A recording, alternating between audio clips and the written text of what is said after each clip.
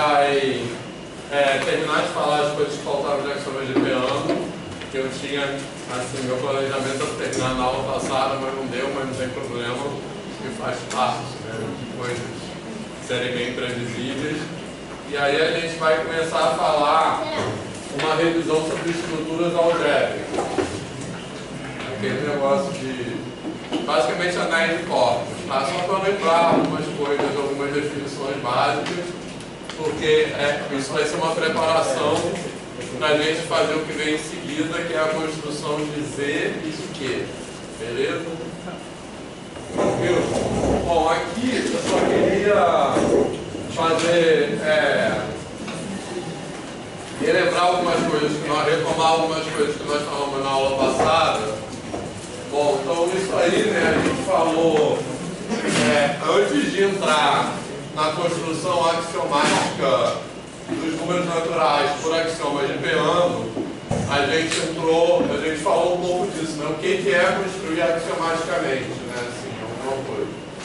E isso eu acho uma discussão muito importante para, imagino que alguns de vocês eventualmente serão professores do ensino superior, né, assim, alguns já são, né, eu acho que o Monique já é, né, mas não disso, né, mas enfim. Que é o seguinte, a linguagem matemática, o jargão, mas não só o jargão, né, mas essas ideias, que são ideias, vamos dizer assim, proto-matemáticas, né, digamos, essas ideias de axioma, etc., são ideias que sustentam a forma como a matemática é desenvolvida, a matemática contemporânea, né. Eu acho que na graduação, essas ideias não são em si objeto de discussão, né, assim, meio que o professor já assume que aquilo é uma coisa natural e não é, né, então, por isso que eu acho importante fazer essa discussão, beleza? Tranquilo? Não sei se vocês têm essa experiência também na graduação.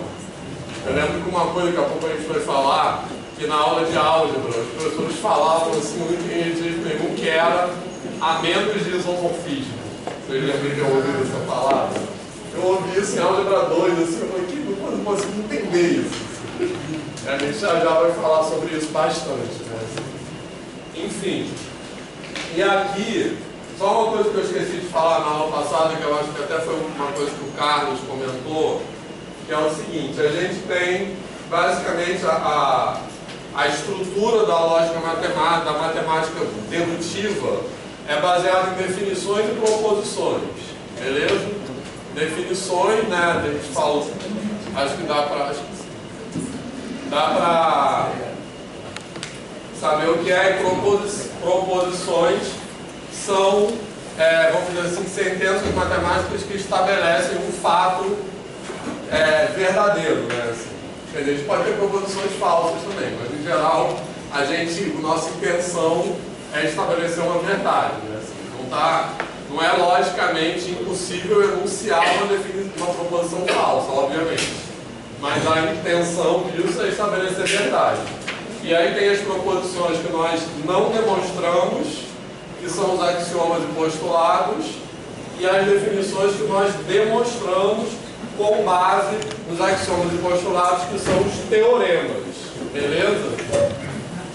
E o que eu acho que é muito importante a gente entender disso é que todas as verdades em matemática são relativas. A gente falou bastante disso na aula passada, não existem verdades absolutas. Então, quando a gente fala que vale a lei angular de Tales, que a gente quer dizer que vale a lei angular de Tales relativamente ao postulado das paralelas.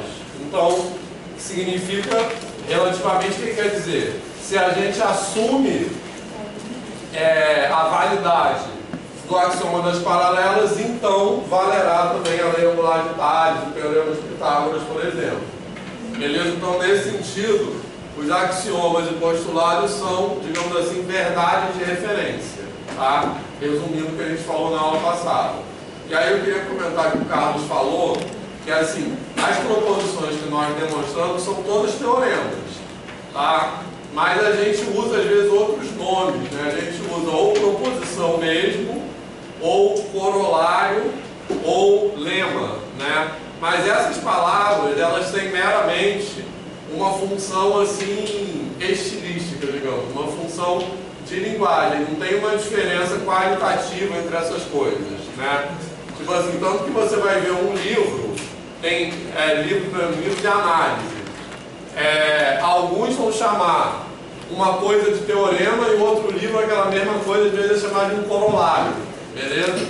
Então o que isso quer dizer? Que em geral a gente usa a palavra teorema para os resultados que são considerados mais importantes e que a gente quer dar mais destaque, né?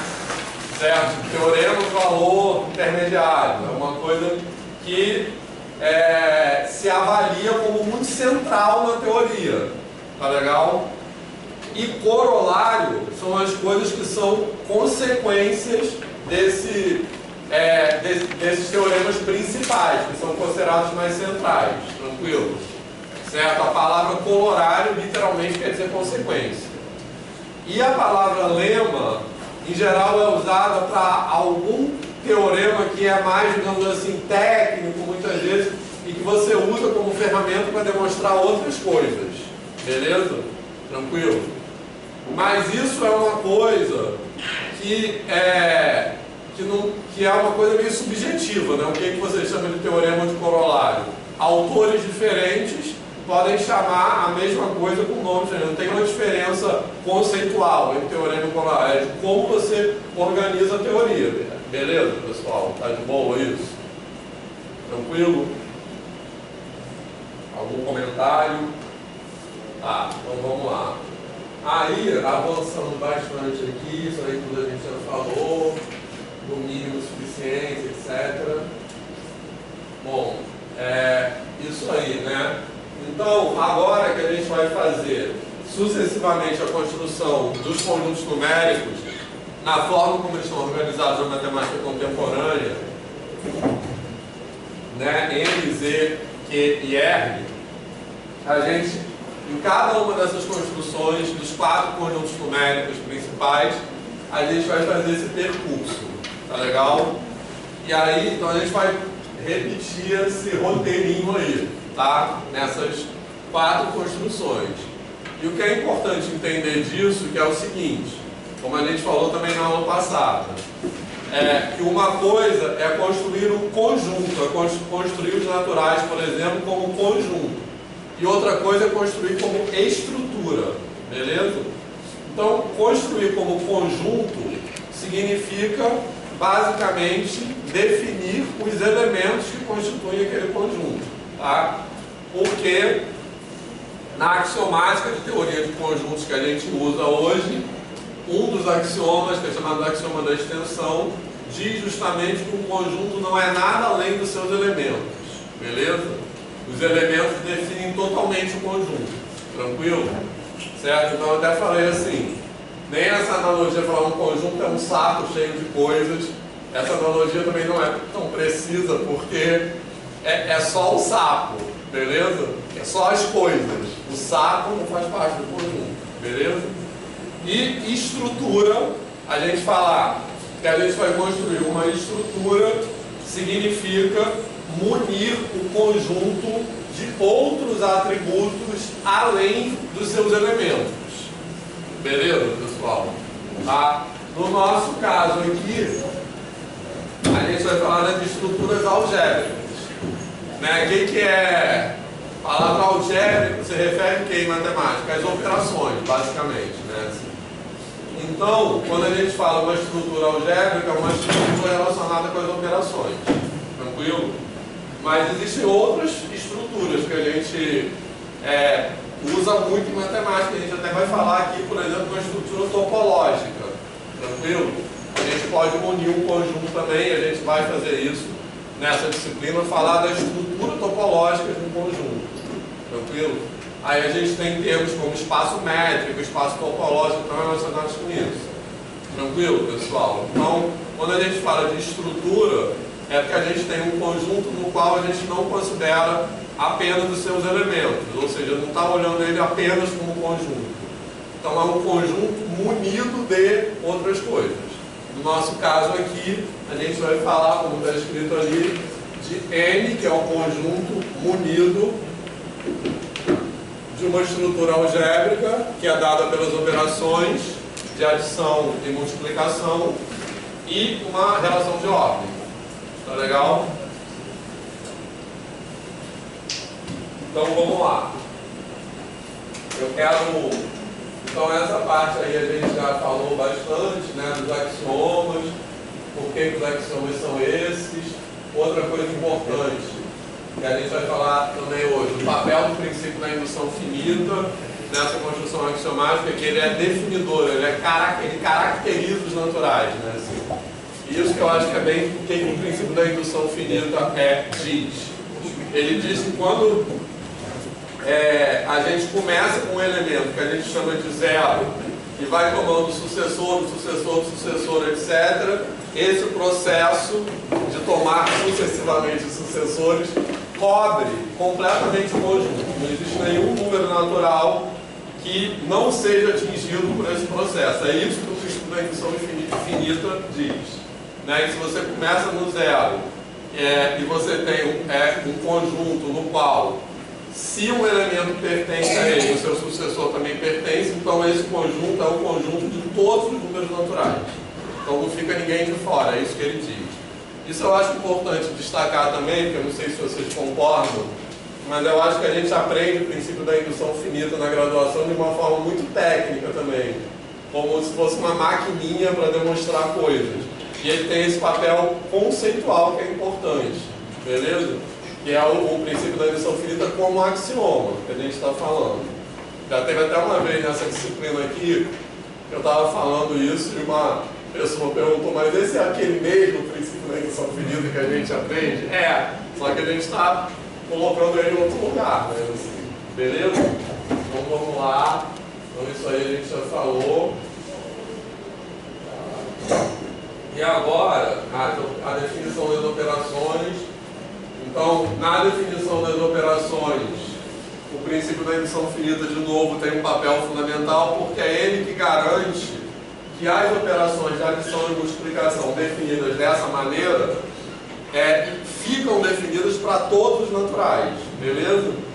Tranquilo? Porque eu quero definir m mais n, por exemplo. Aí eu deixo m fixo e eu vou variar n. Assim é a estrutura das suas definições. E como é que eu vou variar n? Eu vou colocar n igual a zero e depois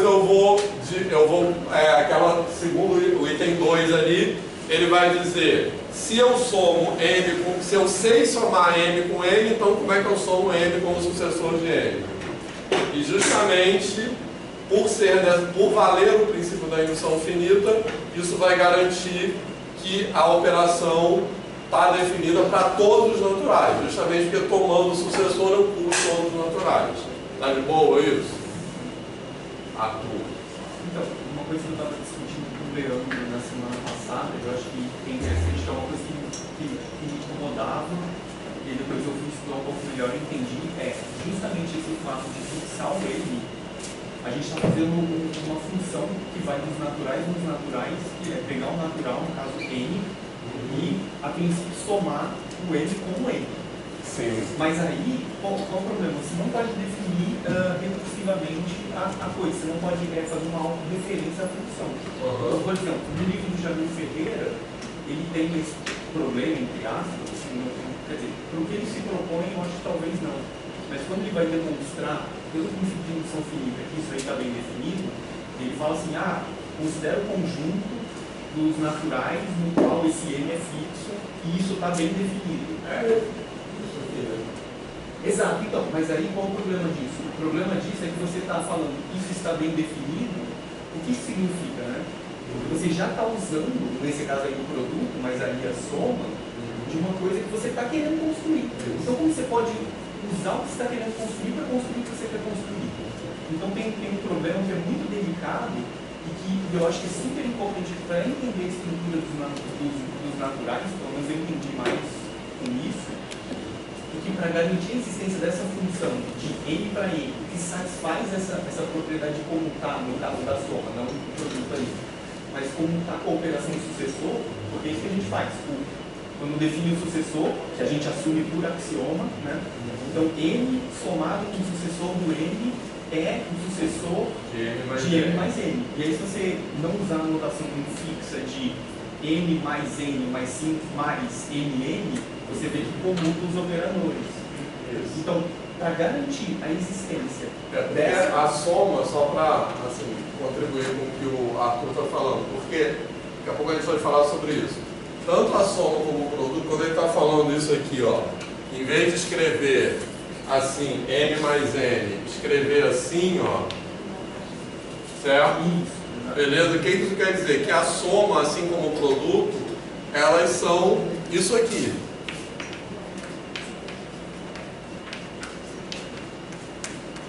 Beleza? Tranquilo, o produto também. Elas são funções cujo domínio é n cartesiano n, que você pega dois naturais, e o contradomínio são os naturais também. Você pega dois naturais e associa um natural. E o produto é a mesma coisa. Então, quando ele está falando... E o sigma, né, o sucessor, também é uma função. Então, essa coisa de comutar que ele está falando aí. Então, mas o sigma a gente assumiu que existe. Sim. Então, mas e a soma a gente não definiu assim. Isso, então. Mas aí o que a gente está fazendo é fixando n. Então, se você tirar o n do parênteses e colocar, sei lá, mais subscrito n, é uma função que vai mais subscrito n de n nos naturais. E para garantir que essa função existe, tem que usar um teorema chamado teorema da recursão. Ah, legal. E aí, essa parte é delicada, gente. Por isso que eu estou falando isso tudo. Porque só dá para construir a soma fazendo esse negócio de fixar o n e aplicar um princípio de indução, você sabe que essa função existe.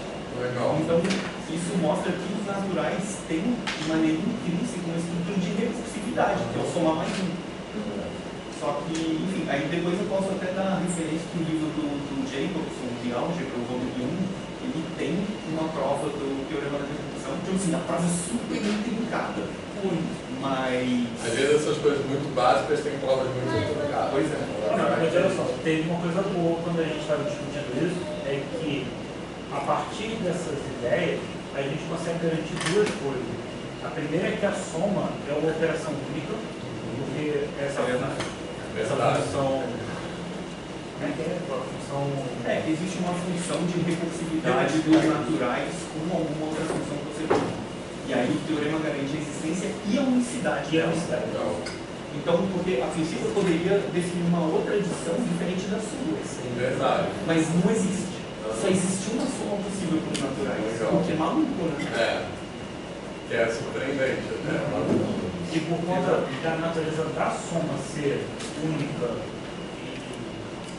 mais, depois, como está com o sucessor, quando a gente vai fazer o produto, a gente garante que o produto também é único por conta da soma.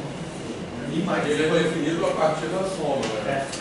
Exato. Então, isso aí foi super problemático para a gente, porque a gente percebeu que para dar a definição 2 ali do produto, a gente precisa primeiro provar que a soma comuta. O que foi surpreendente para a gente, porque a gente não pensou que, a gente já pensou que a gente poderia definir as operações e depois sair provando as propriedades. A prova das propriedades tem que ser, eu estou colocando fora de ordem aqui mesmo. Então, logicamente a prova das propriedades ela tem que ir junto com as definições. Né? Exato.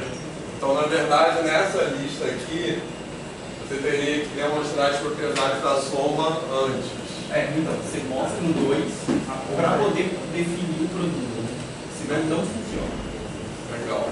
Nunca tinha pensado nisso. Não, então, eu também há muito tempo não isso assim na cabeça. Falei, não, dessa vez eu vou resolver. Fazendo o curso, vou pensar nisso. Legal. A associatividade, ela parte da ideia da multiplicação direta.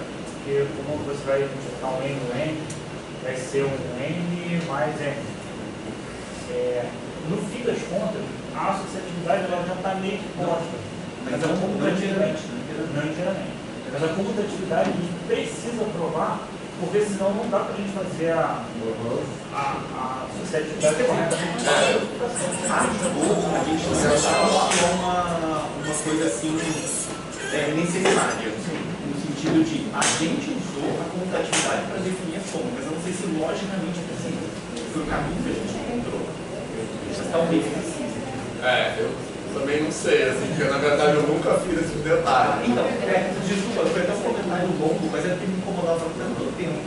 De fato, se você olha aquela definição ali de está definido, você já está usando a operação que você está construindo. E aí isso me incomodava profundamente. E aí, nós temos 2 dias fazendo prova, então acho que tá aqui. Não, com certeza, bacana.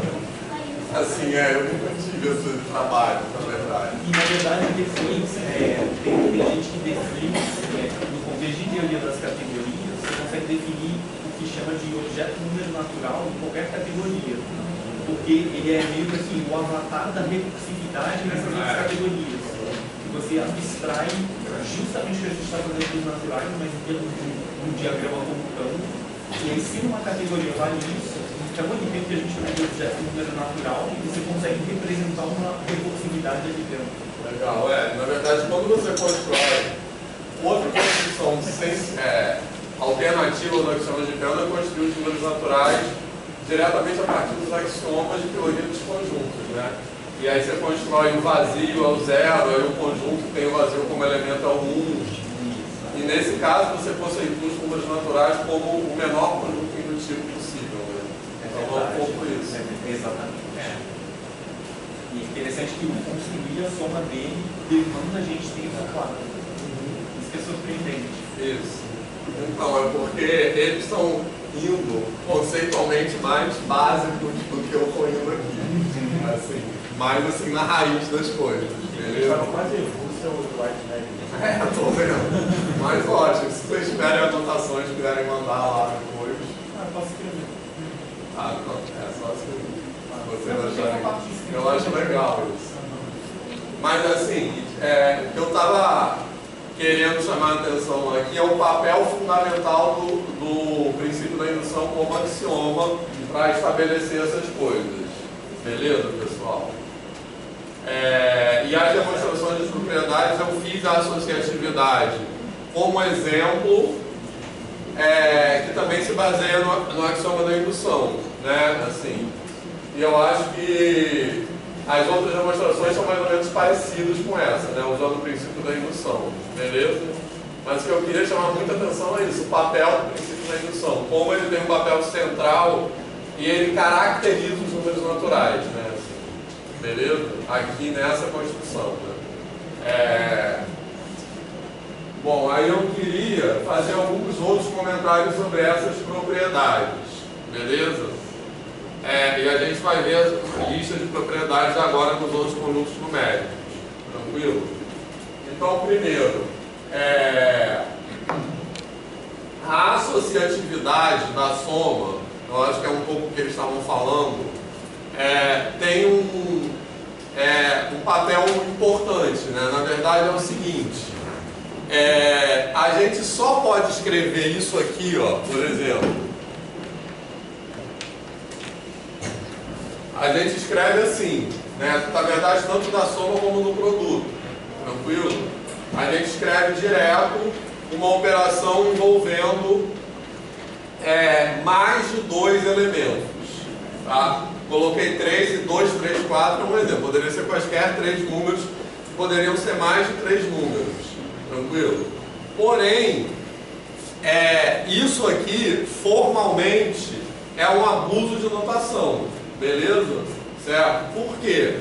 Como eu escrevi aqui, a soma e o produto são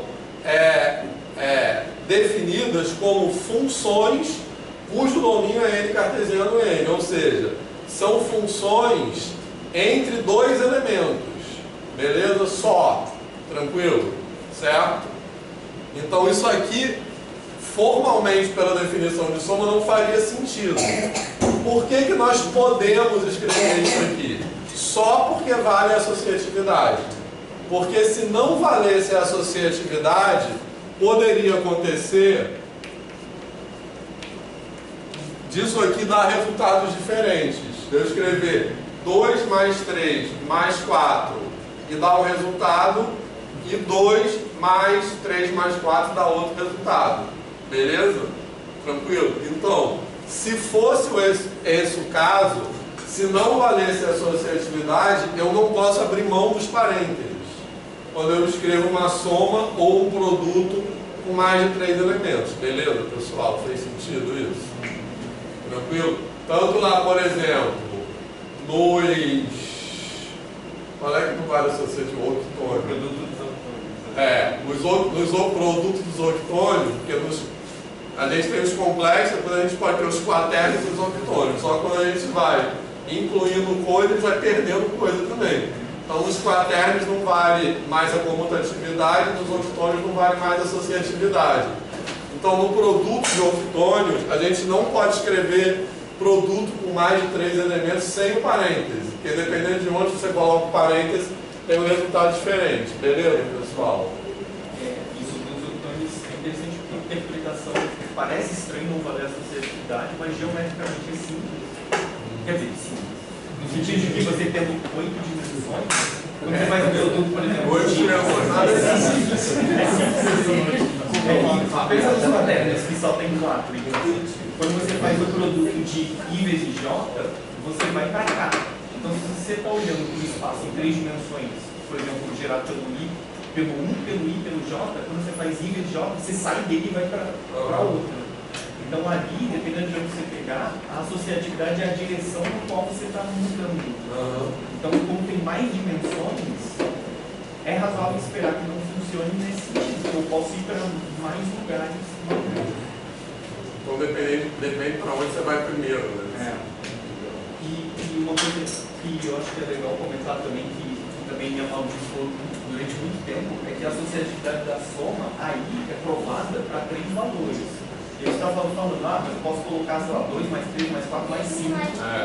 E o negócio é que tem que provar isso também. E o teorema da associatividade geral, eu só conheço um lugar que tem que provar, porque ele é muito chato de provar. Você tem que fazer indução no número de parênteses. E aí tem o livro do Zariski e do Samuel, eles fazem essa demonstração. Do Zariski e do Samuel, de álgebra comutativa, volume.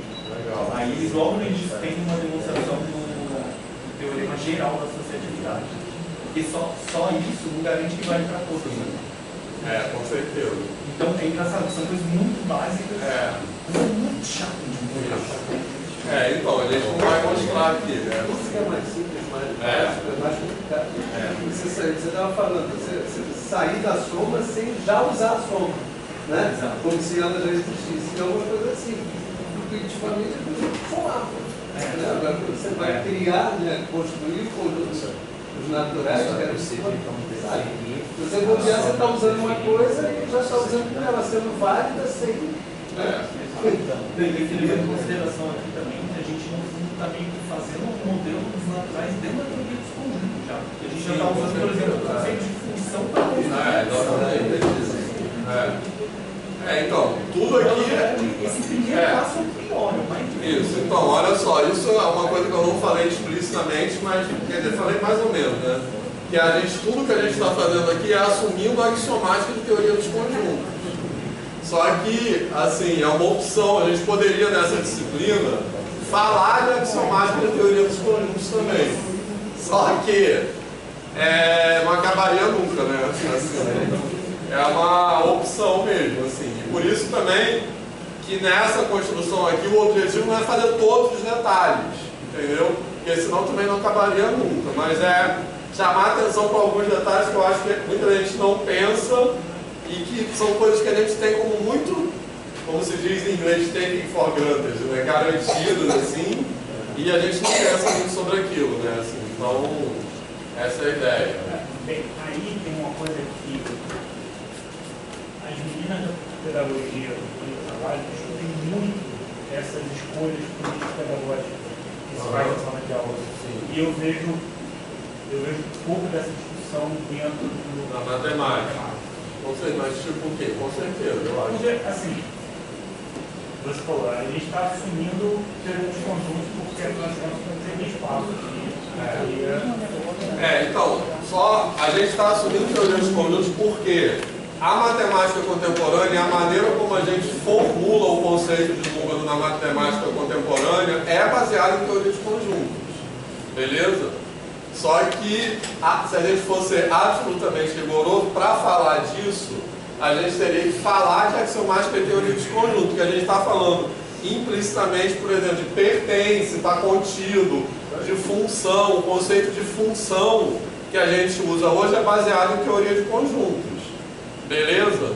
Função é um subconjunto produto cartesiano, né? Na sua definição. Mas eu não estou fazendo isso porque por uma questão de opção mesmo, mas continua. Nesse caso aqui, você está colocando isso porque, afinal de contas, você está garantindo que os conjuntos, né? A gente já tem essa base de conjunto, mas a gente não teve em outro momento essa discussão. Assim como estou retomando a pergunta do Saxion, em que momento a gente vai falar sobre isso? Aqui nessa disciplina não cabe, mas em que outra disciplina caberia? Os axiomas de teoria de conjunto? Exatamente. Não sei.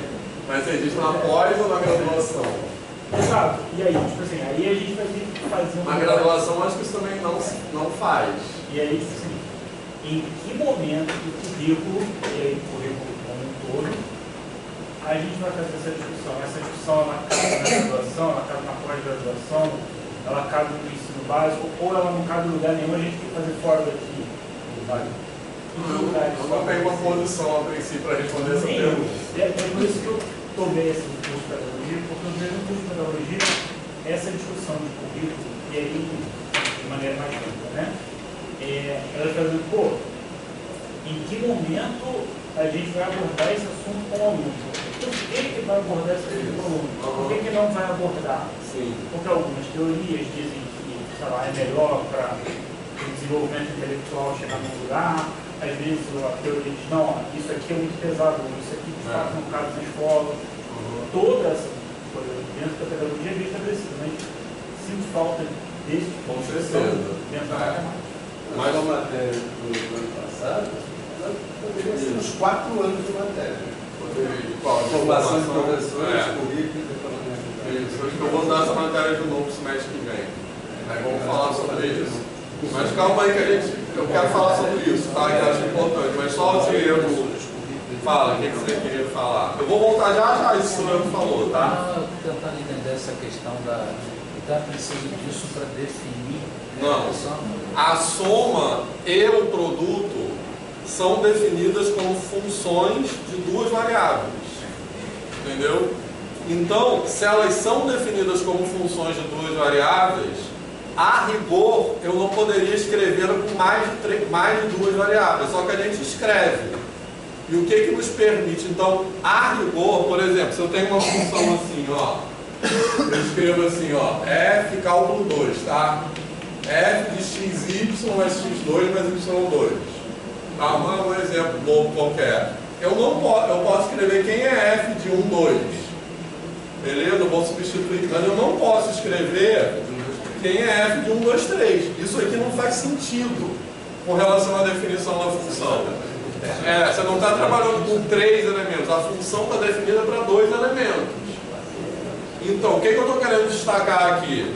Que pela definição de soma e produto, a princípio, eu não poderia escrever isso. Mas eu estou falando isso do ponto de vista estritamente rigoroso. Tranquilo? Certo? Agora, então, desse ponto de vista estritamente rigoroso, eu não poderia escrever isso, beleza? Então isso é um abuso de notação que a gente chama. Agora, por que eu me dou a liberdade de escrever isso? Porque eu estou querendo, a principal coisa que eu estou querendo destacar para vocês aqui é o seguinte: eu só tenho o direito de me permitir escrever isso porque vale a associatividade, beleza? Se não valesse a associatividade, como é o caso dos octônios, que o Arthur está falando, aí eu não poderia mesmo abrir mão do parênteses. Por quê? Porque isso aqui poderia dar um resultado, isso aqui dá outro. Beleza? Então, eu só posso abrir mão dos parênteses porque a validade da associatividade garante que, independente de onde eu colocar os parênteses, o resultado será o mesmo. Então, eu posso esquecer. É isso. Em particular, nos octônios, a associatividade é qualquer posição possível de parênteses e eu falo, todas elas dão o mesmo resultado. Isso. Os ortônicos não valem para todos, mas tem algumas que valem. Aí é a estrutura de loop e de Moonfang. De quê? De loop e de Moonfang. Uma configuração de associatividade parcial. Então tem algumas configurações de parênteses que você pode fazer associatividade. Beleza, eu sabia também isso. Eu nunca fiz de conta com ortônicos, assim, eu só sei. Tenta multiplicar dois ortônicos, vai levar um dia inteiro. Legal. É que eu sou mestre também. Mas olha só. Beleza, pessoal? Mas aqui, só para fechar isso aqui, outra coisa que eu quero chamar a atenção aqui é o seguinte: é óbvio que você não vai falar isso explicitamente na educação básica, tá? Na educação básica, várias associatividades para escrever mesmo. Por que eu estou falando isso aqui? Não é para dizer que você tem que falar isso na educação básica. Mas eu acho que são coisas que a gente, como eu falei, a gente trata muito naturalmente e a gente nunca pensou sobre isso. Então, embora essa reflexão, qual é a reflexão que eu estou falando? Por que eu posso não escrever os parênteses? Por que vale a associatividade? A reflexão é essa.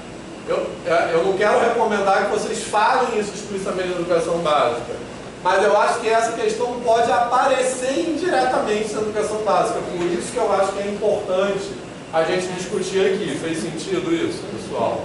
Por que eu estou falando sobre isso? É por isso. Beleza? E eu quero fazer outros comentários agora que também são dessa natureza. Tem coisa que nós vamos discutir aqui para estruturar a nossa Exatamente. cabeça para poder ensinar. Isso. Mas, obviamente, são coisas que muitas vezes você não tem que falar na educação. Exatamente. Beleza, Eu pessoal? acho que no Speak existe uma técnica de prioridade para fazer a conta. Você não vai fazer 1 mais 2 depois vezes 4. Isso é uma Você coisa vai fazer o 2 vezes 4 Mas depois somar 1. Isso é uma coisa que eu acho que aparece muito na educação básica. Bota o parênteses. Por que você botou um parênteses ali para separar o menos 1 do menos? O menos, menos. Exatamente, E aí isso. Exatamente. São coisas que a gente tem que falar sobre. Fala. Eu acho que no espírito disso que a gente está falando nas outras aulas de conceitos básicos que a gente apresenta, e aí fica confuso quando estão aprendendo, mas é porque se você olha historicamente, você vê que demorou séculos para a gente como sociedade resolver. No caso da comutatividade e da associatividade, só ficou claro que isso valia com a construção dos paneles e dos ortônicos, no mesmo espírito de que a geometria euclidiana só surgiu para uma euclidiana. Isso aí. Então, veja porque tudo aqui, você vai ver como o Galois definiu o grupo, ele nunca pôs como axioma a associatividade, que a gente usa como axioma de grupo hoje. E para ele era óbvio. Então, acho que essa observação é importante, né? Assim, a geometria como a frase que ele falou, a geometria euclidiana só passou a existir quando surgiram as geometrias não euclidianas.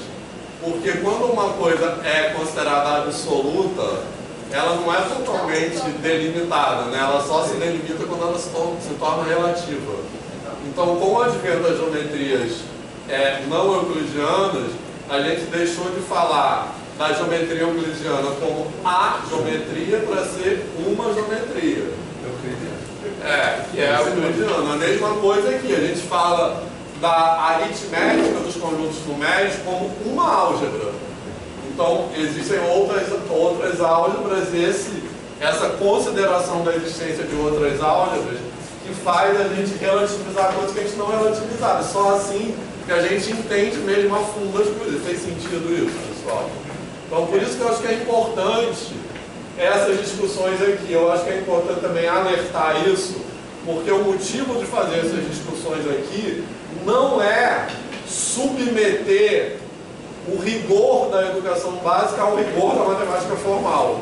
Né? Assim, não é isso. Né? A gente não vai ensinar a matemática da educação básica de maneira subordinada, né? Repetindo o rigor da matemática formal.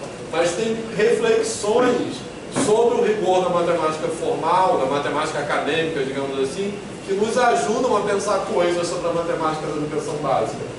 Então, existe uma relação entre elas, mas não é uma relação hierárquica, né? Assim, uma está submetida à outra.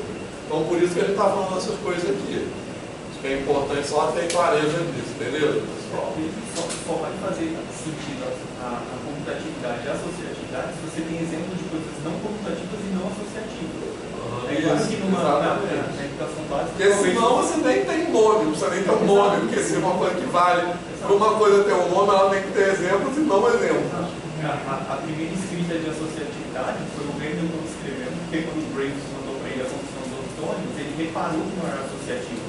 Ele falou, nossa, olha isso não vale. E aí ele deu o nome de associatividade e ele escreveu assim, se era A, B, B, C, ele escreveu A, ponto, BC, assim, concatenado, igual a AB concatenado, ponto C, igual a ABC concatenado. Ele falou, olha, tem que mostrar que de fato isso não acontece, nos outros vários. Mas eu acho que no contexto de educação básica, eu não sei muito, mas assim, é claro que falar de quaterno e auditório talvez não fosse no caso, para mostrar um exemplo Quando chega em matriz, na verdade, que a gente tem uma discussão nessa, né? Exatamente. Às vezes B não é a mesma coisa que Exatamente. Matriz é um conteúdo que acho que nem se vê mais, né?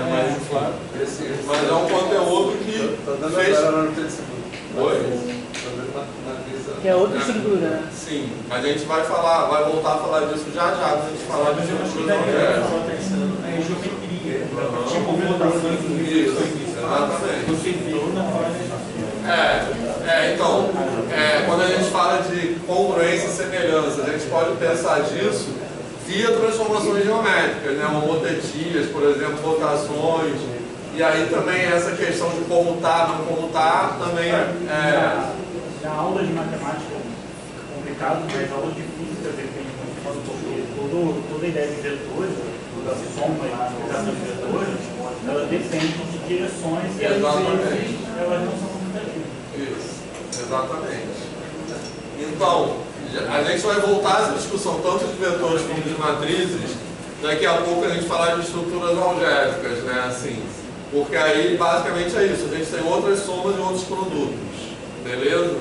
Então isso está na ideia, porque só adiantando uma coisa que eu vou falar daqui a pouco, eu acho que na graduação a gente fala de tipos de estrutura algébrica, tipo anel, corpo, grupo, espaço vetorial, que também é uma estrutura algébrica, mas a gente não fala, de novo, das ideias proto-matemáticas, digamos assim, a gente não fala da por que se define estruturas algébricas na matemática contemporânea, beleza? E é porque a gente quer identificar, basicamente, vamos dizer assim, comportamentos equivalentes em conjuntos cujos elementos têm natureza diferente. Beleza? Eu acho que isso é muito pouco falado na graduação. Por exemplo, eu trabalhar as inversas, matrizes inversas, eu comecei a aula dizendo assim, qual é o inverso de 4? A maioria falou 1 quarto. Eu falei, peraí, isso aí é o inverso o quê? Multiplicativo. E por que é? Porque a multiplicação dos dois vai ter um elemento neutro. E se for um inverso aditivo? Aí vai, menos 4. Então aí eu mostrei a matriz chamada unidade, né? Por que você buscar uma inversa de matriz, você vai ter o quê? O elemento neutro das matrizes, da multiplicação de matrizes quadradas. Aí, se você só der a regrinha para você achar que é horroroso, né? Para achar a inversa de matriz é uma coisa monstruosa, ao invés de eu ficar dando as regrinhas, eu disse o porquê. Exatamente. E os caras se interessaram. E normalmente você fala de matriz da determinante, né? Assim, determinante não vai nem falar aqui, pelo cara, mas essas coisas, por que a gente não vai falar sobre isso aqui, mas assim... O trabalho determinante já nos sistemas. E mostra que na verdade surgiu para poder resolver uma técnica de resolução dos sistemas. Historicamente eu nem sei como surgiu. Mas outra coisa, a interpretação geométrica determinante é uma área, né? E outra coisa, assim, só... A gente não vai desenvolver isso, tá? Tem que me controlar. Mas assim, uma pergunta que eu acho que é importante a gente se fazer é o seguinte: por que a soma de matrizes é definida elemento a elemento, tipo A e J mais B e J, e o produto de matriz é definido daquela maneira lá bizarra? Por que não é assim também? Por que não é A e J vezes B e J? Aí, eu posso dar a resposta? Eu dou exemplos práticos, eu dou exemplos de aplicações práticas dessa forma de produto, mas eu não sei. Então, uma resposta possível é porque o produto de matrizes representa uma composição de transformações lineares. Então, quando você quer fazer a matriz A vezes a matriz B, você quer fazer o seguinte: a matriz B aplicada num vetor. Isso é uma transformação linear. Beleza? De R2, de R2, de Rm em Rn, dependendo da dimensão da matriz. E aí você vai pegar esse resultado e aplicar uma outra matriz. Beleza? Tipo assim, quando você escreve assim, ó, A vezes U. O resultado dessa conta é um vetor V.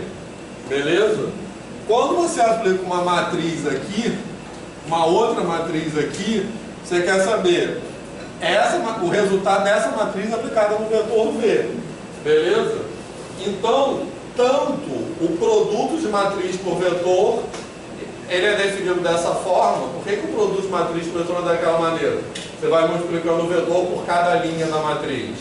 É dessa maneira para que a matriz represente, para que essa operação represente o efeito da aplicação de uma transformação linear. E quando você vai aplicar outra matriz, você está compondo. Você está fazendo uma transformação linear aplicada em outra. Então, por isso que o produto de matriz é definido daquela forma. Fez algum sentido isso? A gente fez um... depois eu posso falar sobre isso. Mas, calma que a gente mudou completamente de assunto. Vou tentar falar sobre isso um pouco mais hoje, daqui a pouco. No estudo que eu tive em álgebra linear, eu ouvi que essa é apenas uma forma de mecânica diferencial. Eu não sei. Há uma que você soma elemento, multiplica elemento por elemento. Inclusive na engenharia eu utilizava. Eu não conheço. Conheço essa.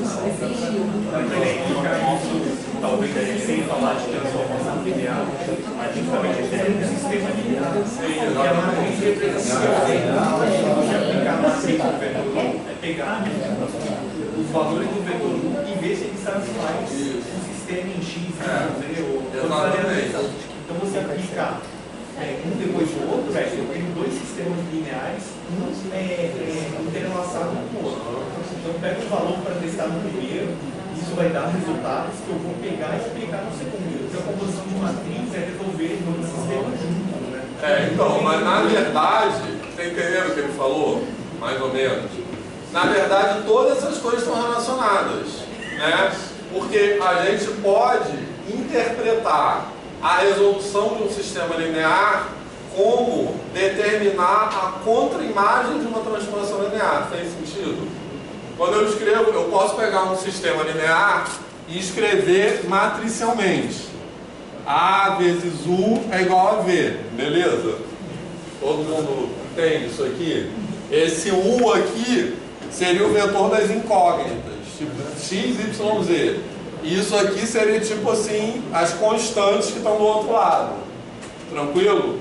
Então, pensando nisso como uma equação matricial, eu posso pensar que isso que resolver esse sistema linear corresponde a determinar os valores do vetor U, cuja imagem por essa transformação linear são V. Ou seja, a imagem inversa do vetor V. O conjunto dos elementos do domínio cuja imagem é o vetor V. Então tudo isso está relacionado. Só que eu acho que muitas vezes a gente tem a disciplina de álgebra linear muito burocrática, né? Muito algébrica e não tem essas discussões. Assim. Enfim.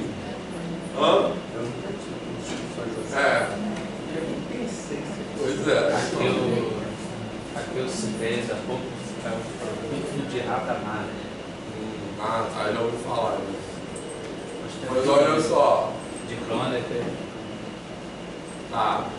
Mas olha só, que a gente mudou de assunto completamente.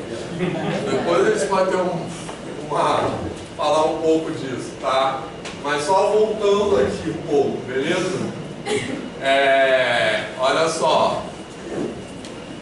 Então eu queria fazer algumas outras observações sobre essa lista de propriedades, lembrando, cada propriedade dessa é um teorema, beleza? Que a gente deu o exemplo, a demonstração de um só, que é a associatividade, mas são todos mais ou menos parecidos, as demonstrações, beleza? Mais outras observações, mais duas observações só na verdade. Uma é com relação à cancelatividade, tá? Que eu estou chamando de cancelatividade. Por que eu tenho que botar, no caso dos naturais, por que eu tenho que botar isso que eu estou chamando de cancelatividade na lista de propriedades? Pelo seguinte motivo, olha só. Posso apagar o fluxante aqui?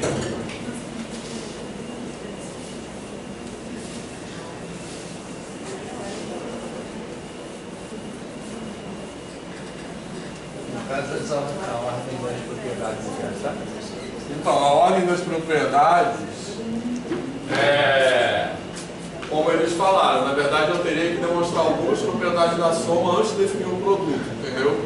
Então eu não estou muito preocupando com a ordem aí das coisas, tá? Só falando quais são as coisas. Olha só. Então, por exemplo, o que eu estou chamando de cancelatividade da soma?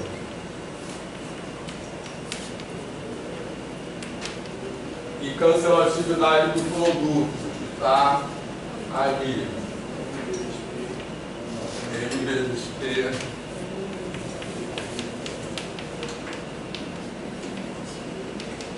Beleza, pessoal? Olha só. Por que eu estou colocando isso na lista de propriedade? Porque nos naturais não existe elemento inverso, nem na soma, nem do produto. Tranquilo?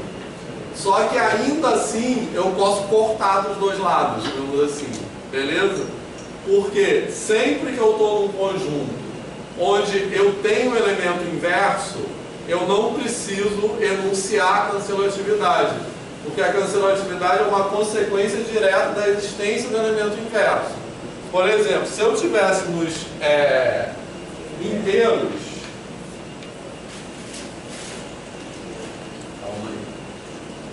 se eu tivesse nos inteiros e eu escrevo assim, ó, n mais p é igual a n mais p, o que eu posso fazer aqui? Eu posso somar menos p dos dois lados. Beleza? Tranquilo? Então, somando menos p, eu botei isso aqui, e aí eu posso concluir que m é igual a n. Tranquilo, pessoal? Certo?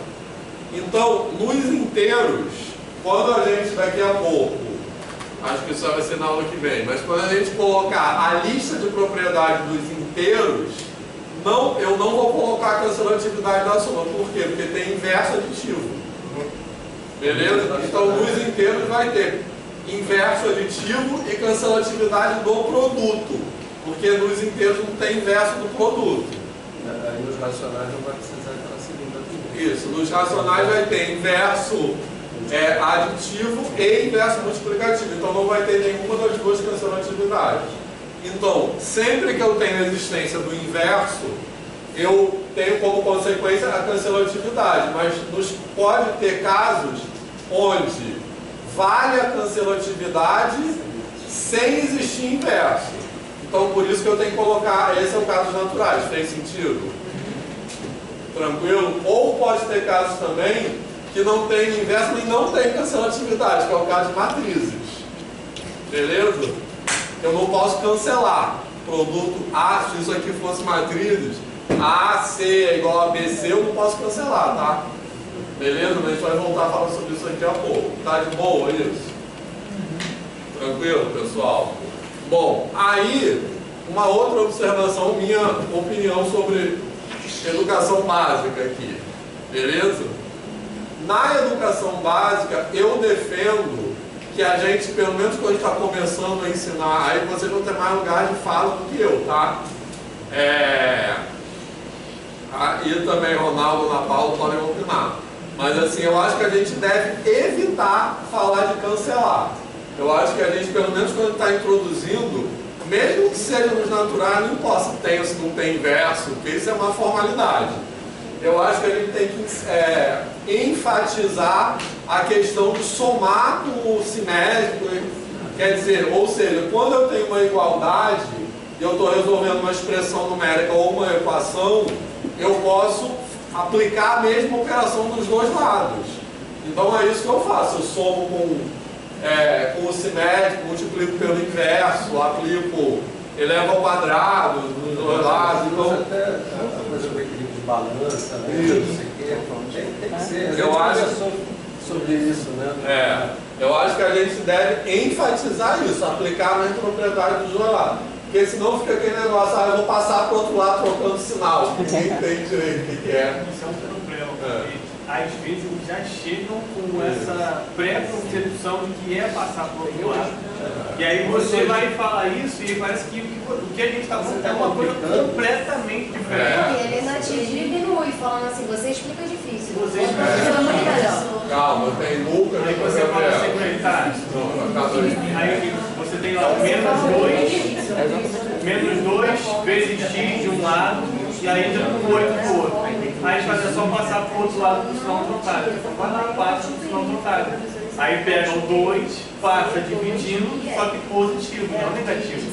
Aí dá menos, porque não satisfaz a equação. Beleza, pessoal? Lucas. Roberto, fala aí. Não, eu estou contando para eles que aconteceu isso comigo recentemente, que eu substituí uma professora de matemática no nono ano, e aí eu estava dando circunferência. Eu comecei a falar da forma de circunferência, mas construir a ideia de diâmetro. Levei até o Camolê e tal, essa parte eles gostaram. Só que quando eu falei da fórmula de comprimento, que já é uma limitação muito grande, né, porque eu estou falando de princípio, maré, eles falaram assim, o que você está falando? Isso aí a professora ensinou pra gente como cachupiri, que era a pizza de cachupiri, C2PR, pizza de cachupiri, para eles decorarem. E aí os termos...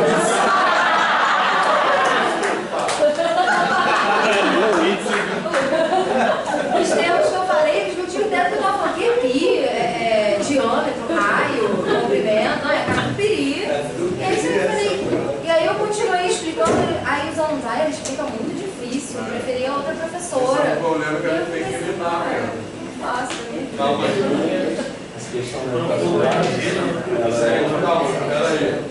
é muito problemática, igual o exemplo que o amigo falou, menos 2x igual a 8. Aí tem gente que faz assim, pega esse menos 2 que está multiplicando, passa a dividir, vai dar menos 4. Só que eu chego num contexto, por exemplo, de uma inequação. Aí quando tem inequação e passa esse menos 2 dividindo, na inequação se inverte essa casa. Aí eu cheguei no segundo ano do ensino médio com essa questão. Só que aí eu vi que os alunos não estavam associando isso. Aí eu voltei a equação e expliquei muito fácil, que está somado os dois lados, tá? Aí os alunos, de alunos bons, que era uma turma que tranquilizava. Então, assim, tecnicamente, caraca, mas agora faz todo sentido e tal. Então, mas como que não falaram isso para vocês lá no sétimo ano? E isso ajudou a associar essa equação. Aí com eles, eu sempre pergunto, dizer como é o não sabe disso. Porque naturalmente, agora que eu já acompanho eles há um tempo, eles fazem isso sobre as soluções. Aí é algo muito importante de ser falado. Né? Eu só estou aula do sétimo ano. Né? Com certeza. Mas essa estratégia de fazer as negociações acho que é uma boa ideia, né? Porque aí... porque na inequação da errada mata o aluno. Gabriela. Eu tinha muitas experiências quando eu falava mais forte. Silêncio. Vai. Eu tinha muitas experiências assim, mais dando aula particular, os professores. E aí era muito complicado, porque eu começava a explicar de outra forma a equação, e as crianças não entendiam. Aí eu comecei a desenvolver a seguinte estratégia. Gente, o que a gente faz aqui? Eu deixava eles falarem como eles aprenderam. Aí agora, eu sou professora de sétimo ano. Então, eu tenho o meu papel, eu sempre expliquei, de equação para eles, a partir do princípio de balança, de equilíbrio, que faz mais sentido, porque passa por um lado, passa por outro. E é perceptível que alguns alunos têm aulas particulares com professores e aí falam assim, mas o professor explicou diferente. Aí eu vou lá e falo, como é que ele explicou? Assim, eu faço assim que eu acho mais fácil. Tudo bem. Mas o que está por trás disso que você está fazendo? É isso aqui. Isso daí que você está fazendo é uma forma reduzida, simplificada. Aí eles entendem. Mas quando você pega lá na frente, né, lá no oitavo, no nono, é mais difícil de você voltar para essa forma de enxergar a equação. Exatamente, mas eu acho que essa dificuldade, exatamente, essa desconstrução é uma coisa que a gente tem que lidar, igual o relato da Roberta, uma loucura. Tudo bem, se quiser usar o cafeteria, usa, entendeu? Porque o problema é que isso, que eu acho assim, isso cristaliza, né, uma forma de pensar sobre matemática que, primeiro, com o passar dos anos isso vai complicando muito, né? Assim, vai chegando outras questões. Quando chega os alunos que vão seguir para as áreas que tem matemática no ensino superior, tipo, chega gente aqui, cálculo 1, fazendo tipo essas coisas aqui, né? Então, passa para o outro lado. Era isso que eu ia falar, era isso aqui. Porque passa para o outro lado, tem que trocar o sinal. Então ele faz isso, entendeu? Chega a gente em cálculo 1, então o problema é que cria uma maneira de pensar sobre matemática que não só vai atrapalhar muito o futuro, como também é uma coisa que afasta, que faz a matemática ser um bloqueio na vida daquela pessoa, eu acho. Fala, Ana Paula. Posso fazer um comentário? Eu queria falar que a Gabriela é minha aluna, a melhor dupla que eu já tive, um colega de trabalho. A gente divide 7 anos na mesma escola, unidades diferentes. E eu estava conversando um dia desses com um colega da primeira série, que eu também dividi com outro amigo, e a gente estava falando da dificuldade que é, na primeira série, pegando carona no que ele falou, como é seu nome? Lucas, no que ele falou, das inequações, porque piora muito quando você fala de inequação. Quando você coloca um X no denominador, que o cara quer aplicar o produto dos extremos igual ao produto dos meios nas inequações. 2 sobre X é menor que 3. Então, é disso que eu estou falando. Quando vai chegando outras coisas, vai complicando muito. Vai complicando muito. E aí, Gabriela e eu temos alguns combinados para a gente estar comparando a gente. Porque no final eles vão para a monitoria com as 2 unidades juntas. E a gente também não pode falar diferente do que a gente faz. Como é que a gente vai fazer isso aqui? A gente combina os detalhes. Isso é muito legal. Porque às vezes a gente tem um colega que quer fazer, passa para o outro lado, trocando o sinal. Se ele não falasse, passa para o outro lado, invertendo a operação, ficava bonitinho, mas às vezes nem isso. E me preocupa muito quando essa variável está no denominador. Que é o que vai acontecer quando a Gabi está no oitavo, quando a Gabi está no oitavo. E aí pronto, né? Porque aí eles fazem uma mistura absurda, eles não entendem que aquele X que está no denominador pode ser 0, eles fazem a coisa em X. Se eles entendessem essa propriedade dos dois lados, eles iam entender que tem minha operação vai passar para cá, que eles vão fazer entre X e alguma coisa, né? Que vai dar o produto dos dois, e aí vai virar uma inequação quociente, que precisa se estudar o sinal. Eu estou sofrendo, tá? Com a primeira série, que o conteúdo atual é esse. E aí, se a gente consegue... Isso é no Cruzeiro, você está falando. A gente está falando modo. Mas, na verdade, isso não é um problema da equipe de matemática do modo, porque a gente se alinha. A gente tem essas intervenções de professores particulares bastante, né? Que é muito ruim. E a gente tem também a galera que vai no vídeo do YouTube, nos macetes, sabe? Não tenho nada, cadê meu colega? Está aqui, meu colega do canal Matemática. Guilherme não, Guilherme é legal. Guilherme, se você ver esse vídeo, por favor. Guilherme não. Eu nunca vi o canal do Guilherme. Não, é legal pra caramba, muito bom. Inclusive eu conheci ele antes da aula, mas depois a gente conversa sobre isso. E aí a questão é que a gente tem muitos empecilhos. E me preocupa porque isso vai estourar aqui no curso de cálculo 1, quando você falar de limite, né? Então se a gente tem aqui um grupo de estudantes graduandos, e com essa lógica, eu fico muito feliz, né? Porque a gente vai evitar um monte de problemas no final, no de 2, no médio, e lá na frente nos cursos de cálculo. Acho que isso vai ser uma coisa bem legal para a gente. Posso só fazer um complemento? Eu também dou por muitos anos externo de carro. E haviam algumas questões para indicar que não adianta você saber a fórmula de basta, porque você tem que construir um raciocínio. E nesse tipo de questão, e aí eu vou pegar aqui a parte que me tocava mais fundo, e em análise combinatória, raramente você usa aquelas combinações, arranjo e permutação diretamente. Você tem que construir um raciocínio para poder aplicar aquilo. E os alunos simplesmente não conseguiam. Só uma coisa, até hoje eu não sei qual é a arranjo e qual é a combinação. Não vou saber. Vai sair um prato filho aí também. A história é isso. Quando o aluno já começa da base com essa construção de raciocínio, assim, corta isso fim de papo, sabe? Ele não começa com um ensinando matemática. Quando chegar lá na frente, que vai ter aula com ele no pré-militar, ou que vai chegar aqui na graduação, que tem que fazer um desenvolvimento de um pensamento, ele não está sequer preparado para conceber uma matemática mais complexa. Exatamente. Mas isso já me ocorreu também, de fazer operação assim, está explicando operação simples, né, de primeiro grau, e eu fui explicar, né, falei, vamos somar 8 com 8 no mesmo, dos dois lados para poder cortar, né. Aí ficou muito tempo assim, não entendi, por que você fez isso?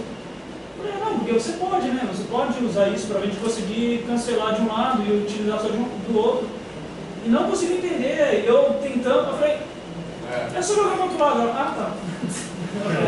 Pois é, porque eu acho que é isso. Mecânico, não. É tipo o que o Leandro estava falando. Isso desenvolve uma forma de pensar sobre matemática. Às vezes parece que quando você, tipo aqui no ensino superior, quando chega um aluno assim, parece que você está falando uma língua diferente. Acho que o exemplo que você falou, você não entende assim. O que ele entende com matemática é outra coisa. Assim, peraí, Ronaldo, depois eu até falei com ele que quando eu pegava turmas que já vinham com certos vícios e eu vinha para a equação e ia mostrar essa propriedade da igualdade, aí os alunos, professor, isso que eu falei, pelo amor de Deus, x mais 4 igual a 5.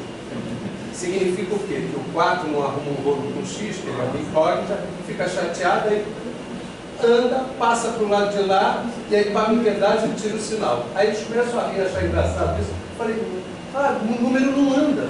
Olha só qual é a base das coisas que vocês estão fazendo.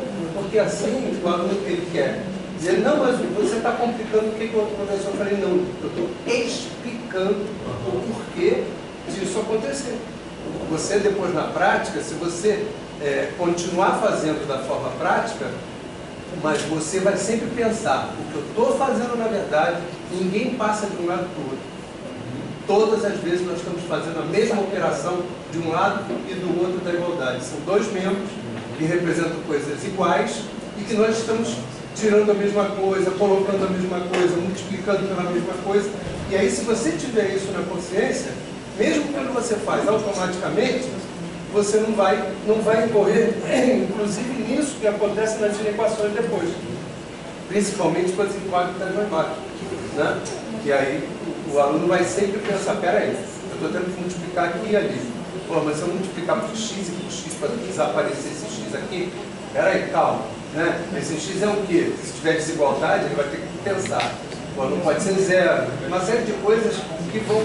Esse estruturar a cabeça do aluno desde lá de baixo é muito difícil, principalmente porque a formação dos profissionais do ensino fundamental 1 não discute nada disso. Mas nem no fundamental 2, né? Nem no fundamental 2, exatamente. A gente não fala sobre isso lá. Não fala na graduação, exatamente, não fala. Professor, complementando o que ele está dizendo, concordo. Isso deveria ser um tratado. Né? Deveria começar explicando dessa forma. Né? Deveria ser, não, tem que ser dessa forma. Porque depois, para desconstruir, dá muito trabalho. Tem muita reação dentro de uma turma. Mas a gente tem que lidar com isso. Eu tenho que lidar com isso aqui em cálculo 1. Esse foi uma turma de preparatória. Aí, eu explicando da forma, fazendo o exemplo da balança e tal, uma construção visual para depois usar as propriedades. A gente tive que ter reclamação, a pessoa explicando, o negócio é simples. Eu falei, eu perguntei, é simples? Todo mundo já sabe. Então, por que, meu Deus, vocês continuam fazendo isso? E aí, que é boa, o que eles falam? Falaram mais nada. Tem Esse é um bom argumento. Tem momentos, por exemplo, eu entendo também, a gente está conversando, Pedro, que você fica engessado com programas que você tem que andar. Eu já trabalhei na Santa Mônica, que já teve 10 unidades juntas, depois eles se separaram, mas era 5 de uma, não sei o quê. Você tem que andar o tempo todo, o coordenador fica aí, onde você está? Onde você está? Onde você está? E aí, mesmo assim, dá para fazer. Mesmo que você primeiro trabalha desse jeito, depois começa, né, a automatizar a coisa. Agora, quando é preparatório, eu já preparei o colégio naval, para ir, milita, não sei o que, aí, cara, não dá. Mas aí quando é preparatório, aí é outro esquema. A pessoa está lá porque quer, né? Não é educação regular. Exatamente. Mas na educação regular, eu acho que sempre é regrinha e macete. Mas eu acho que acontece isso. Então, mas sempre tem alguma brecha. As pessoas trazem o modelo da educação preparatória para o modelo de educação regular. E aí eu nem culpo os alunos. Os alunos, a gente já vem com a preconcepção de que eles vão para a escola para passar lá na frente na prova. E aí essas falas não são nem tipo assim, não é que é mais simples. É porque eu sei que na hora de fazer uma prova, eu não vou ficar argumentando se é para um lado, se é para o outro, se é vai balança, se não é balança. Eu quero saber como é que eu faço. Aí ele me falou agora das formas de combinação, de arranjo, quando eu estava fazendo análise combinatória, cara, era direto. Professor, você está usando arranjo, combinação, permutação. Qual é a fórmula que você vai usar? Eu falei, cara, não vou usar fórmula. Você não precisa nem da fórmula. Eu não sei nem porque essa porcaria está aqui no livro. Mas é que eles já chegam da concepção da educação como uma utilidade. Aquilo que a gente está colocando tem que ter uma utilidade pragmática, tem que ter uma utilidade momentânea daquele momento, daquele lugar, por isso se cobra tanto sentido, por isso se pergunta tanto aonde eu vou usar isso, e na maioria das vezes não tem a resposta, porque você não vai usar matrizes quando você sair desse colégio, você não vai no mercado e vai falar para a moça, você sabia? É a composição, não vai falar. E aí, aquilo para eles, como eles não vão usar na vida, como eles estão querendo passar no vestibular, como eles estão querendo resolver a vida de forma prática e simples, não faz o menor sentido fazer esse tipo de discussão. Então, eu acho que assim, é um problema que a gente tem na nossa formação, quando eu olho para trás e lembro dos meus professores de matemática, eu não lembro de nenhum deles, seja no meu ensino fundamental 1 ou 2, falando sobre isso. Sempre foi, toma aqui, essa é a forma para calcular a área de um círculo. Toma, é ao quadrado. Da onde é isso? Por que eu estou falando isso? Não interessa. E é um problema também de como que a gente luta pela educação que está sendo posta. A todo momento a gente está brigando entre uma educação regular que forme uma pessoa e uma educação que forme um vestibulando. Exatamente. A disputa é essa. Enquanto houver essa disputa, vai ter briga, vai ter isso aqui. Mas a gente vai superar. Os macetes ajudam, de fato, né? O currículo que a gente tem, tão desconectado da realidade deles, com a herança deles, talvez os macetes sejam tão pouco. O pessoal falou, pra mim não ajuda, porque eu não consigo decorar os macetes. Também não, mas eu fico envolvido, entendeu? Porque eu não consigo. O pessoal falou de influência. Você levou para tentar mudar um pouco do currículo. Quantos anos aqui dando a Desde 2013. Mais de 10. Desde 2013. Por isso, a minha grande currículo é por conta disso, porque assim, a gente pode se rebelar e ser insurgente dentro da sala de aula, mas isso tem limite, sabe? Se a gente não brigar para mudar o currículo, se a gente não brigar para mudar a concepção da escola, a gente vai nadar por praia. Exatamente, Então essa é a disputa. A disputa no fundo é o que se entende por educação. O que o Giovanni falou é importante. Se a gente está formando um cidadão... Então, o que o Giovanni falou são duas concepções de educação diferentes. E até quando a gente fala com pessoas da família, sei lá assim, você fala assim, eu defendo uma educação de qualidade. Você está falando uma coisa e a pessoa está ouvindo outra. Fala. Lá na FEBEP, onde eu trabalho, eu participei da discussão de currículo da licenciatura de matemática. E muitas vezes a gente brigou e não chegou a conclusão nenhuma, porque havia uma disputa muito clara dentro do sistema da UERJ, né? Não só dentro da FEBEP. Na FEBEP a gente até que tinha uma clareza bem interessante acerca de como a gente ia tratar a licenciatura. Mas quando a gente ia para os conselhos superiores, chegava lá, havia um bloqueio, porque a galera, principalmente do CETEC, estava interessado no currículo do bacharel, no currículo da engenharia. Assim, eles querem que a gente coloque lá disciplinas de cálculo 1, 2, 3 e 4, padronizado para todo mundo, como é aqui também, né? O cálculo padronizado. E aí, tipo assim, a gente estava lá na FEBEP brigando, dizendo assim, ó, a gente não pode dar um cálculo 1 tão overpower assim, porque a gente está formando professores, a gente tem que formar eles já com uma concepção de sala de aula. Se a gente já botar eles para fazer um cálculo 1, análise, pensando limpa, a gente não vai formar professor. E o nosso objetivo é formar. Não, e formar professor não é uma superficialização de formar bacharel. Tá.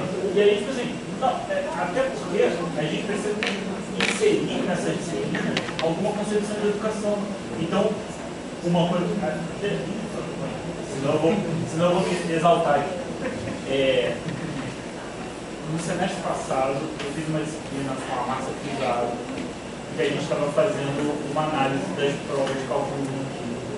E aí, entre as discussões que a gente teve, eu levantei a questão de, tipo, o que está escrito na ementa de cálculo 1 da FRJ. E a gente descobriu que não está escrito nada. O que tem lá na ementa do curso de cálculo 1 é o índice do Guidorizo.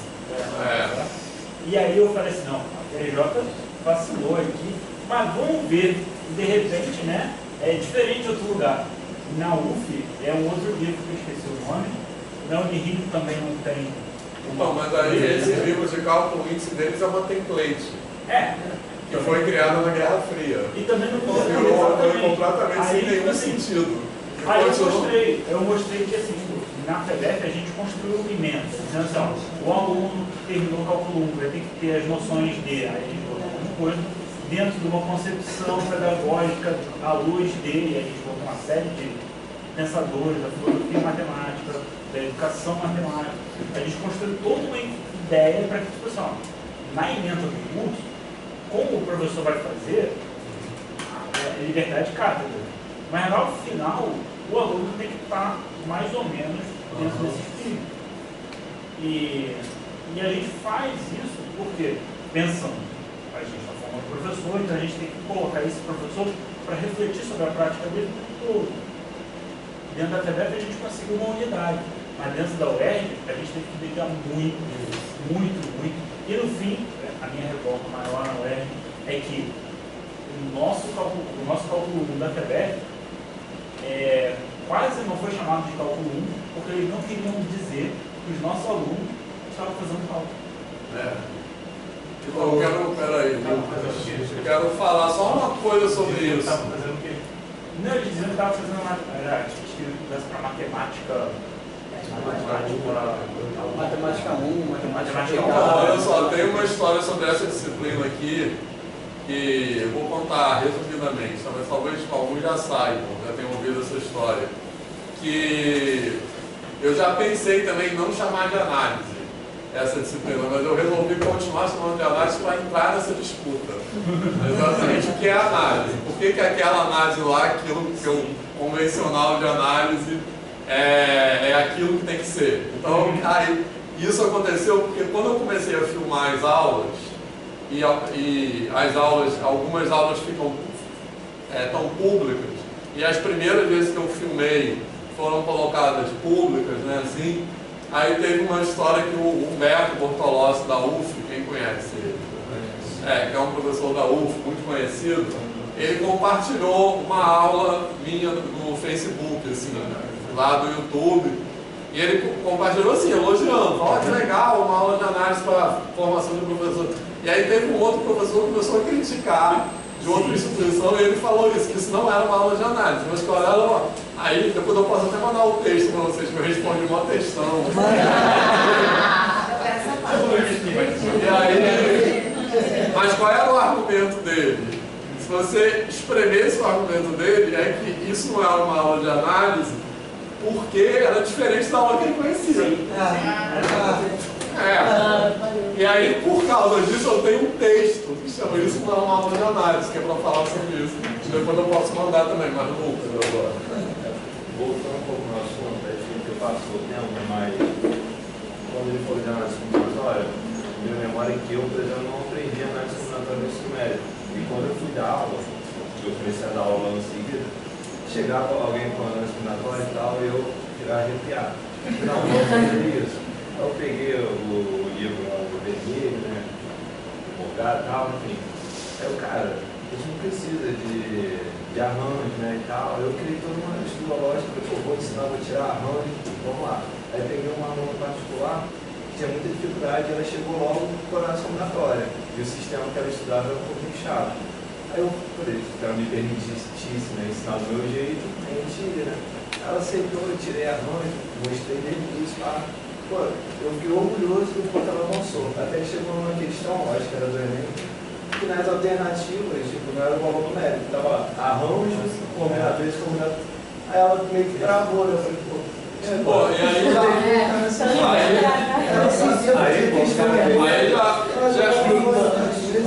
já é outra discussão que é importante, que é a avaliação.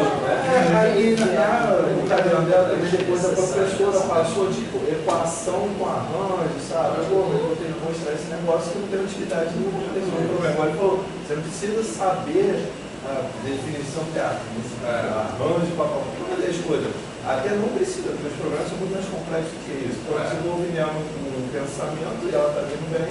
Só que depois eu tive que reduzir tudo e mostrar contra a minha vontade que era um arranjo. Normal. Olha só, você quase estabeleceu. Eu saí do GT, lá no Pedro II, vai ser fundada um campus na antiga faculdade de Sinos de licenciatura. Onde é a antiga faculdade de Sinos? Eu não sei qual é grande pra caramba, lá no Campo Grande, que atualmente é em Realengo, né? Licenciatura de pessoas. Exatamente, mas vão todas para esses prédios. E vai ter de matemática? Vai ter, e tem GT para discutir o quê? Currículo. Quem está nesse Eu me aplico por Recife. Maria Helena, eu acho que Maria Helena acabou de se formar, né? Eu vou entrar nesse GT, ainda mais que eu estou na banca de titular dela. Então, vou falar que eu quero entrar nesse GT. Exatamente, porque eu me aborreci isso aí. Eu não tenho mais idade, eu quero infartar. Eu, hein? Pô, faz tantos anos que eu quero infartar e... Se a gente tem a oportunidade de, do zero, criar um currículo legal de formação de professores, a gente conversa aqui desde Maria Laura, não sei quem, falando da preocupação da mudança do currículo para quem vai dar aula. As licenciaturas, não sei o quê. O Daniel, que é o único que era uma voz, também não aguentou esse cara. O Daniel, que criou a especialização lá no ensino de matemática, um cara todo voltado para ensino, os alunos não vou não. Então é uma coisa complicadíssima, cara, porque as pessoas ficam engessadas. Não adianta. Elas querem o currículo tradicional. Eu só tenho dificuldade de abrir mão das coisas.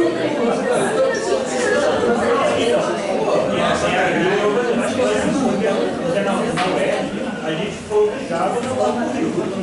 Aí não falou, já que a gente vai ter que mudar o currículo, vamos fazer o currículo possível. Aí chegou lá, não, eles queriam que a gente fizesse uma cópia, sabe?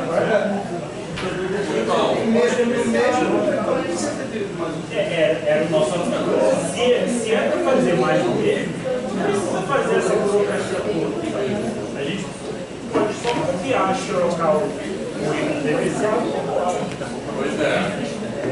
Mas aí, pessoal, olha só. Só para dizer, na FEBEM a gente conseguiu, tá? A gente conseguiu fazer um currículo legal, mas foi com muita briga, no sangue, suor, a gente conseguiu. Então, eu vou vou dar a disciplina, eu poderia dar análise 2, mas eu estou mais a fim de dar essa disciplina de formação de professores de currículo de colonialidade. Vocês fariam? Eu faço assim. Beleza. Sempre é diferente. Sempre é diferente. Olha só. Mas então, olha só, última observação sobre essa lista de propriedades que a gente tipo intervalo. Vai preparando que a sala vai ser grande. Oi? A sala vai ser grande. A sala desse tamanho não dá. E tem que ser grande porque essa disciplina o pessoal da educação faz também, do programa de educação. Foi muito legal. O semestre passado foi muito bom. Olha só, mas última observação sobre isso aqui para a gente ir para o intervalo, que é o seguinte. Eu quero, a terceira observação, que a gente ficou um tempo a ponta, essa da cancelatividade é o pano para manga, mas é bom isso. Sobre uma observação importante sobre a distributividade, tá? Porque em seguida, agora, a gente vai definir a relação de ordem. E aí lá na relação de ordem vai aparecer uma coisa análoga que eu estou falando aqui, que é o seguinte: a distributividade tem um papel particular nessa lista de propriedades, porque ela é a que amarra soma e produto. Ela é a única, se vocês olharem aí, que relaciona diretamente soma e produto. Então, a distributividade, na verdade, na definição de produto, isso já aparece. Do jeito que a gente definiu o produto aqui, nessa construção por axioma de Peano, isso que eu estou falando já aparece, tá? Porque a gente define o produto com base na soma. Lembram disso? Certo? Que o produto de um número m vezes o sucessor do outro, isso aqui é definido como m vezes n mais n, beleza? Certo? Então, nesse caso já aparece. Mas, dentre as propriedades, a única propriedade que amarra soma e produto, quer dizer, a propriedade que enuncia explicitamente que existe uma relação entre soma e produto é a distributividade. Beleza? Certo? Então, aqui no caso da axioma de Peano, como eu disse, isso já aparece aqui. Mas na definição abstrata de anel, que a gente vai ver daqui a pouco, aí sim é a primeira vez que essa propriedade coloca uma relação. Então, na definição abstrata de anel que a gente vai ver daqui a pouco, se não tiver a distributividade entre as propriedades básicas de um anel, a soma e o produto podem ser duas estruturas separadas, que não dialogam, beleza? Certo? Então, por isso que é tão importante ter essa propriedade na definição de anel, que a gente vai falar daqui a pouco, beleza? Fez sentido? Então, eu posso ter a soma lá, eu posso definir uma soma que faz coisas, definir um produto que faz coisas e um não tem nada a ver com o outro. Então, a distributividade tem esse papel particular de amarrar um com o outro. Fez sentido isso? Beleza? Quando a gente estava fazendo nosso exercício de demonstração, foi bem divertido ter colocado a distributividade, porque ela acabou sendo uma ponte entre a soma e a multiplicação, e a partir dela que a gente garante que, tipo assim, se a soma é única, a multiplicação também será. Legal. Porque no final de distributividade eu tenho uma generalização. Então, esse caso aqui mas depois a gente vai ver a definição de anel. E na definição de anel, a distributividade tem esse papel, entendeu? Beleza? Então, intervalo, na volta a gente vai falar sobre relação de ordem. 10 minutos, tá?